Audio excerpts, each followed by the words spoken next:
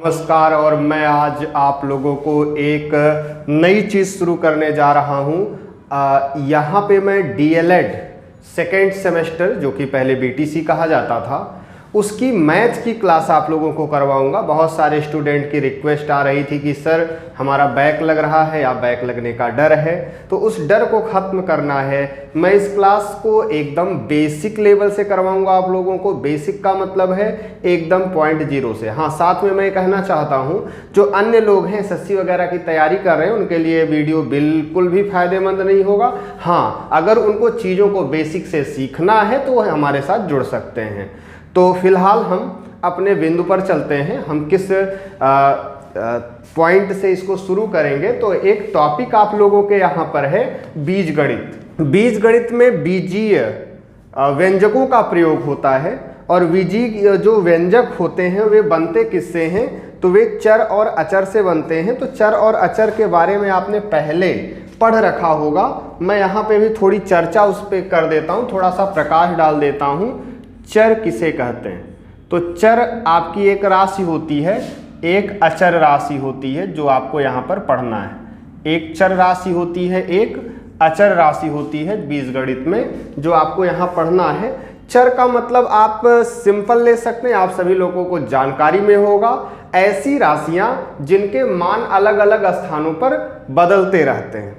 शायद समझ में ना आया हो तो आप इसको बहुत ही आराम से इस प्रकार से समझ सकते हैं। आपने कहीं कहीं लिखा हुआ देखा होगा, आप लोग बोलते हैं माना x है, माना y है, माना z है, a मान लेते हैं, b मान लेते हैं। इस टाइप की जो चीज़ें होती हैं, सीधे सीधे समझिए जो अंग्रेजी के अल्फ़ाबेट होते हैं, वे सारे जब हम अपने गणित में प्रयोग करने लगते हैं तो वे आपके चर राशियाँ हो जाती हैं। और जितनी भी गिनतियां होती हैं, आपका 0, 1, 2, 3, ऐसे ऐसे आप अनंत तक कोई भी गिनती पढ़ लीजिए, वे सारी की सारी अचर राशि है। अगर कोई बोले 2, तो 2 का मतलब 2 ही होता, आप 2 ही उंगली दिखाओगे, इसका मान कहीं भी नहीं बदलता है, तो ये अचर है। अचर मतलब अचलायमान, और चर का मतलब चलायमान, अलग अलग। कहीं x बराबर 2 आपको आ जाएगा, कहीं x बराबर 4 आ जाएगा, कहीं x बराबर 10 आ जाएगा। तो इस तरीके से मान इसका परिवर्तित होता रहता है। और जब आप अचर राशि की बात करते हैं तो इसके मान में किसी भी प्रकार का परिवर्तन नहीं आता है। अब हम बात करते हैं आगे बढ़ते हुए बीजीय व्यंजक की। तो आइए बात कर लेते हैं बीजीय व्यंजक की। बीजीय व्यंजक क्या है, तो बीजीय व्यंजक की जब बात आप करेंगे तो चरों और अचरों के गुणनफल से आपको सबसे पहले पद मिलेगा। ठीक, तो बीजीय व्यंजक की बात करने के पहले हम बात करेंगे पद की। पद क्या होते हैं, ठीक। तो जो आपको मैंने ऊपर चर और अचर बताया है, जब इनके गुणनफल को लिखा जाता है तो वही पद है। जैसे आपने लिख दिया 2x, ये एक पद है। तो यहाँ पर देखिए, मैं अक्सर आप लोगों को बताता हूँ, जो पुराने स्टूडेंट होंगे, जहाँ कोई भी चिन्ह दो चीज़ों के बीच में ना हो वहाँ गुणा होता है। तो इसको आप कह सकते हो कि ये 2 गुणे x है। एकदम बेसिक पे चलिए, ये क्या है, 2 गुणे x। 2 क्या है, अभी मैंने आपको ऊपर बताया हुआ है, 2 आपका अचर है। और x क्या है, x के बारे में बताया गया है, ये चर है। और बीच में क्या लगा है, गुणा। तो ये दोनों चर और अचर का जो गुणा है, ये किसका निर्माण कर दे रहा है, पद का निर्माण कर दे रहा है। आई बात समझ में। जहां पे भी चर और अचर का गुणा होगा वहां पर क्या बन जाएगा, पद बन जाएगा। उसको क्या कहा जाता है, पद कहा जाता है। अगर आपकी परीक्षा में प्रश्न आता है पद किसे कहते हैं, तो चर तथा अचर के गुणनफल से बने हुए व्यंजक को क्या कहा जाता है, पद कहा। व्यंजक नहीं कह सकते यहाँ पर, उसको पद कहा जाता है। ऐसे कह सकते हैं, चरों और अचरों के गुणनफल को क्या कहते हैं, पद कहते हैं। चरों और अचरों के गुणनफल को क्या कहते हैं। अब मैं चर नहीं बोल रहा हूँ, चर और अचर के गुणनफल को भी पद कहते हैं, चरों और अचरों। ठीक, हम यहाँ पे अचरों और चरों, मतलब ये आपका बहुवचन में भी प्रयोग किया जा रहा है, एक वचन में भी, बहुवचन में भी। तो एक वचन का मतलब है एक ही चर हो या एक ही अचर हो। बहुवचन का मतलब है आपका एक से अधिक अचर हो, एक से अधिक चर हो, तब भी आपका व्यंजक तब भी आपका पद ही बनेगा। जैसे एग्जाम्पल में मैं दूसरा एग्जाम्पल ले लेता हूं। जैसे अगर कोई कहे 3 गुणे 4 गुणे x गुणे y, ये पूरा गुणनफल है, इसके गुणनफल से कौन सा पद बनेगा? 4 तियां 12 और x और y का गुणनफल xy। एकदम बेसिक से चलिएगा, चीजें समझते चलिएगा। ये भी आपका क्या है? एक पद है। ठीक, इसमें आप सिंपल समझिए, बीच में प्लस माइनस जैसी चीजें ना आए अगर, तो आपका पद हो जाएगा। क्या हो जाएगा? पद। कहीं भी बीच में प्लस या माइनस ना आया हो, क्या है? पद है। ये चरों और अचरों का क्या है? गुणनफल है। ठीक, अब आप और भी चीजें इसमें बढ़ा सकते हैं। आप कह दीजिए केवल एक अचर हो, कई चर हो, तब भी यही बनेगा। जैसे 3 गुणे 8 गुणे a कर दें तो 8 त्रिक 24a, तब भी वही बात हुई, पद बन रहा है। तो इस तरीके से पद बन जाता है। तो हमको पूरी आशा है कि आपको ये समझ में आ गया होगा पद क्या होता है। अब पद के बाद आपको मैं ले चलूंगा व्यंजक पर। तो व्यंजक क्या है? आइए व्यंजक की बात कर लेते हैं। तो जैसा कि ऊपर भी मैंने लिखा हुआ है व्यंजक। व्यंजक क्या है? ये जो पद हैं, ये बहुत सारे पद जब आपस में जोड़े या घटाए जाते हैं तो व्यंजक का निर्माण होता है। जैसे मैं यहाँ पर यहीं से उठा लेता हूँ, 2x मैंने ले लिया एक पद, दूसरा पद 12xy ले लिया। ठीक, इसके बीच में मैंने प्लस लगा दिया अगर, तो ये क्या बन गया? व्यंजक बन गया। क्या बन गया? व्यंजक। हम इसके बीच में माइनस लगा दें, 2x माइनस 12xy, ये भी व्यंजक है। हम माइनस 2x प्लस 12xy कर दें, फिर भी व्यंजक है। हम 2x minus 2x minus 12xy कर दें, फिर भी व्यंजक है। ठीक, तो व्यंजक क्या है? बीच में कोई चिन्ह अगर आ गया तो वो क्या हो गया? व्यंजक हो गया, वो पद नहीं रहा। ठीक, ये 2 पद मिले और एक व्यंजक का निर्माण हो गया। आवश्यक नहीं कि 2 ही पद मिलकर के व्यंजक का निर्माण करें, आपका 2 से अधिक पद भी व्यंजक का निर्माण कर सकते हैं। जैसे मैंने लिखा 3a, ठीक, प्लस 2b प्लस 5c, हमने 3 पद लिए। ठीक, तो यहां भी व्यंजक का निर्माण हो रहा है। मैं 4 पद भी ले सकता हूं, जैसे 2p 3q 4r और 5s। चिन्ह बीच में कोई भी लगा दें, प्लस लगा दें, माइनस, प्लस और माइनस में से कोई सा भी चिन्ह हम यहाँ पर प्रयोग कर लें। तो इस तरीके से आपके पद बन रहे हैं। अब इन्हीं पदों को आप काउंट करिए। यहाँ कितने पद? 2 पद। यहाँ कितने पद? 2 पद। तो ये सारे क्या हैं? द्विपदीय व्यंजक हैं। द्विपदीय व्यंजक हैं। यहां की जब बात करेंगे, यहां पर कुल कितने पद हैं? 3 पद हैं। तो ये कैसे व्यंजक हैं? त्रिपदीय व्यंजक हैं। कैसे व्यंजक हैं?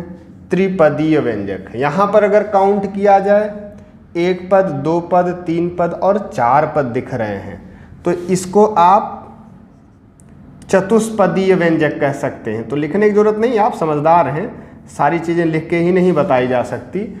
और इसी के साथ ही इन सबको अगर मिला के कहा जाए तो ये तीनों क्या हैं? बहुपद हैं। बहुपद। बहुपद क्या है? जिसमें एक पद से अधिक हो, 2 पद 3 पद 4 पद, सब बहुपद है। एक से अधिक पद हुआ तो उसको हम बहुपद की श्रेणी में डाल देते हैं। सारे के सारे आपके क्या हो जाते हैं? बहुपद हो जाते हैं। तो आशा करता हूं आपको ये समझ में आ गया होगा। अगर समझने में थोड़ी सी भी समस्या हुई हो तो एक बार वीडियो को आप पीछे करिए, एक बार पूरा फिर से देख लीजिए, आपको बहुत ही इत्मीनान से, बहुत ही आराम से समझ में आ गया होगा। आगे चलते हैं। आप लोगों को जैसा कि पता है कि डीएलएड के हमारे 2nd सेमेस्टर में ये टॉपिक है बीजीय व्यंजकों का योग। तो हम आज बीजीय व्यंजकों के योग की बात करेंगे। यहाँ पर कुछ प्रश्न लिखते हैं और उसके योग को देखते हैं कैसे किया जाएगा। तो हमारा एक पहला प्रश्न आप लोगों को अगर दिया जाए कि अगर आपको दिया जाए x प्लस एक्स तो इसका योग क्या होगा। ठीक, तो ध्यान दीजिएगा, यहाँ पर जहाँ भी इस तरीके से x है तो ये कितना x है, 1x है। यहाँ कितना x है, 1x है। 1x और 1x मिलके क्या हो जाता है, 2x हो जाता है। ठीक, x और उसमें जोड़ा जाए y, तो इसको कैसे योग आप करेंगे। तो यहाँ पे क्या होगा, ये x है ये y है, तो इसका योग क्या हो जाएगा, x प्लस y। अब इसको समझते हैं। जैसे इसका सबसे अच्छा उदाहरण हर कोई देता है, मैं भी वही उदाहरण यहाँ पर लेकर आऊँगा। अगर कोई ये बोले आम या एक आम धन एक आम, तो आप क्या कह सकते हैं, 2 आम। मतलब समान प्रकार के चर आपस में जुड़ करके इस तरीके से लिखे जाते हैं।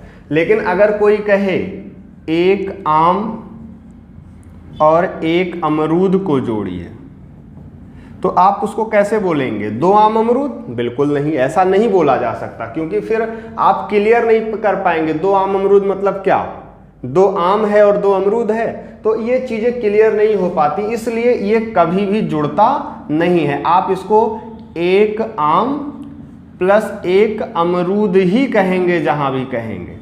तो इसका सिंपल मतलब है, ऐसी ही हमारी कुछ व्यंजकों में भी होता है, हमारे बीजगणित में भी होता है, जो भिन्न प्रकार के चर राशियां होती हैं वे आपस में जुड़ती नहीं हैं। सिर्फ और सिर्फ समान प्रकार की जो राशियां होती हैं वही आपस में जुड़ पाती हैं। तो समान प्रकार की जो भी राशियां होंगी वो आपस में जुड़ेंगी, जो असमान प्रकार की राशियां होंगी वे आपस में नहीं जुड़ेंगी। इस प्रकार से बहुत सारे प्रश्न आते हैं। जैसे 1-2 प्रश्न मैं यहां पर और करूंगा। जैसे अगला क्वेश्चन है, तो इसमें आपको अगर दिया जाए 3x प्लस 4x, इसको सॉल्व करने के लिए कहा जाए तो आप फटाक से जान जाओगे, 3x में 4x को ऐड करेंगे तो 4 में 3 जोड़ेंगे 7x। ध्यान दीजिएगा, x और x का x ही होगा, x स्क्वायर नहीं होगा। जब भी आप जोड़ते हैं तो सेम आपका आ जाता है। ऐसे ही मैं अगला क्वेश्चन अगर यहाँ पे आपको रखूँ, 3xy प्लस 5xy, तो क्या आंसर आएगा। देखिए, सबसे पहले आपको देखना है दोनों सेम हैं। जी हाँ, सेम हैं। तो हम क्या करेंगे, दोनों अंकों को जोड़ लेंगे, 3 और 5 जोड़ेंगे, 5 में 3 जोड़ के आता है 8xy। बहुत अच्छे, आप सभी लोगों का जवाब सही है। इसके बाद हम यहाँ पर और एक क्वेश्चन लेते हैं। अगर कोई क्वेश्चन दिया जाता है इस तरीके से, 5p plus 7q minus plus सभी योग पे ही चलते हैं, प्लस 6p प्लस 8q, इस प्रकार का प्रश्न आता है। तो यहाँ पर आपको अब ढूंढना पड़ेगा कौन कौन सेम है। तो देखिए, ये p है, यहाँ भी p है, तो आप इन दोनों को एक साथ जोड़ लेंगे। 5 में 6 जोड़ेंगे तो कितना आ जाएगा, 11p। ठीक, उसके बाद आप क्या करेंगे, यहाँ पे देखेंगे, यहाँ पे दोनों सेम आ जाएगा। q, यहाँ भी q है, यहाँ भी q है, q को एक साथ जोड़ लेंगे तो हमारा q एक साथ जुड़ के क्या आ जाएगा, 7 में 8 जोड़ेंगे 15q। ये आपका इसमें आंसर हो जाएगा। ठीक, तो इस प्रकार से आप इन चीज़ों को जोड़ेंगे या घटाएंगे। और भी एक क्वेश्चन यहाँ पे करते हैं, धीरे धीरे आप क्वेश्चन को देखते समझ चलिएगा। जो चीज़ें नहीं आएंगी आप तुरंत वीडियो को रोकिए, वापस पीछे करिए, उसको फिर से देखिए। आगे यहाँ पर एक और क्वेश्चन हम करते हैं। अगर कहीं पे दिया है 6p square plus 5p plus 7p square plus 8p, अब आपको दिख रहा होगा हर जगह p है। ठीक, तो आपके दिमाग में आ सकता है कि सारे p हम एक साथ जोड़ दें। जी नहीं, आप ऐसा नहीं कर सकते। क्यों? क्योंकि ये देखिए, ये p स्क्वायर है और ये केवल p है। p स्क्वायर को p के साथ नहीं जोड़ा जा सकता। आप p स्क्वायर को केवल p स्क्वायर के साथ ही जोड़ सकते हैं और किसी के भी साथ जोड़ नहीं सकते। तो आप इसको तुरंत यहाँ पर जोड़ देंगे, ये p स्क्वायर ये p स्क्वायर के साथ आपका आ जाएगा 13p स्क्वायर। और q को q के साथ जोड़ देंगे, जैसे यहाँ पर 5 q नहीं p है, यहाँ 5p है, यहाँ पे 8p है, दोनों p है। तो आप इन दोनों को भी जोड़ देंगे, तो इन दोनों को जोड़ करके क्या आ जाएगा, 5 में 8 जोड़ेंगे 13p। इस तरीके से आपका आ चुका है। इसका गुणनखंड नहीं करना है तो आंसर इतना ही लिख दिया जाएगा। तो ये आपके कुछ प्रश्न मैंने आपको एकदम बेसिक लेवल से बताए हैं। अब मैं आपको कुछ कार्य यहाँ पर दूंगा जो आपको करना है, वो मैं यहाँ पर नोट कर देता हूँ। आप सारे क्वेश्चन यहाँ से नोट करके उसको सॉल्व करिएगा। आप सभी लोगों से आग्रह है, आप एक बार इस क्वेश्चन का या तो स्क्रीनशॉट ले लीजिए या तो नोट कर लीजिए। इन क्वेश्चंस को आप लगाइए और इसका जो सलूशन है नेक्स्ट डे में वीडियो के फॉर्म में, जब अगला वीडियो मैं बनाऊंगा तो पहले इन क्वेश्चंस का आंसर दूंगा, फिर आप सभी लोगों को नेक्स्ट जो क्वेश्चंस होंगे उसको करवाऊंगा और सॉल्व कराऊंगा। अभी के लिए इतना ही। अगर आपको ऐसी क्लासेस की ज़रूरत है, नीड है, तो ही आप कमेंट कर दें और कमेंट करके बताएं मैं इन क्लासेज को आगे कैरी करूं या फिर मैं इन क्लासेज को यहीं पर बंद कर दूं। साथ में लाइक सब्सक्राइब शेयर कर दें यदि आप ऐसे क्लासेज को आगे भी प्राप्त करना चाहते हैं। अगर आपका रिस्पांस अच्छा रहता है तभी मैं इन क्लासेज को आगे बढ़ाऊंगा, अन्यथा ऐसी क्लासेज मैं बंद कर दूंगा। मैं सिर्फ और सिर्फ ये पहला वीडियो आप लोगों के लिए डाल रहा हूं और यहाँ पर मेरा मुख्य उद्देश्य ये है कि आप लोगों में बहुत सारे लोग जिनका बैकग्राउंड मैथ नहीं रहा है, शायद 5वीं तक या 8वीं तक सिर्फ मैथ पढ़े हैं और उनको मैथ का बेसिक भी नहीं आता, उनके लिए मैं ये वीडियो बनाने का प्रयास कर रहा हूँ। आप लोगों का जैसा रिस्पॉन्स होगा मैं वैसा कार्य आगे करूँगा। बहुत बहुत धन्यवाद।